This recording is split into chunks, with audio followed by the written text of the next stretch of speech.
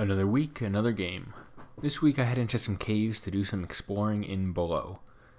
Now, this is a game that when first announced 5 years ago, I was super excited for it.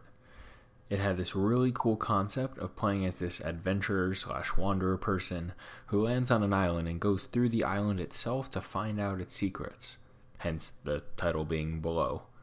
It seemed really cool and it was in development, and all of a sudden it was just like all the info disappeared and stopped coming out, and I had completely forgotten that the game existed. Cut to 2 weeks ago when I saw that the game was finally being released, and it didn't look like much had changed, so I knew that I had to play it. And even though it is 5 years later, that concept, that original one, is still there. You crash on an island, you have no idea how to get off of it, what's there, or what you have to do.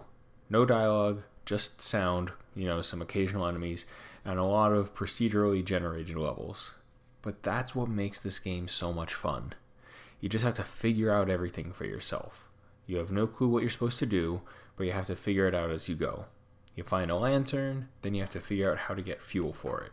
You find food and a campsite, but then you have to see what kind of combinations you can make out of the things you have. You have your food that you have to manage as well as water to make sure, you don't die and stay hydrated and all of that sort of stuff, and you gotta make sure you defeat the enemies. It's the basic concepts for living that you have to go with, but it's how you figure it out. It's a very, very simple concept that's quite complex because you have to find clues and solve puzzles in order to go further into the island. You have to find hidden things by using the light and really look over each little room on the level in order to go and find anything. And there's just one thing, one single thing that I guess I say I can dislike that I also like at the same time. It's when a character dies.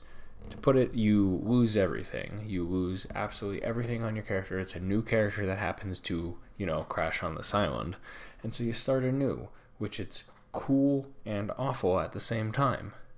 I mean, it's cool because it's continuing the story, it's keeping it alive and fresh, and a really unique take on it. And it's annoying because, you lost everything, you have to go and find it again, and hopefully you do, because all your gear's there. Sure, you can kind of start over with it and get new stuff and things like that, but like the lantern and all the other important items, they're on your other character. You have to find them again. So it's a little frustrating there, but that's part of the excitement of the whole game is figuring out how to improve next time so the same thing doesn't go and happen again. You don't want to repeat yourself. It's kind of like a constant improvement sort of AI type of thing. Now that means for all puzzle lovers and, everyone in general, definitely go and play this game. It's fantastic. That's all I have for this week. Time for the final hint of this year. The end is near, with ash covering the ground. See you next week.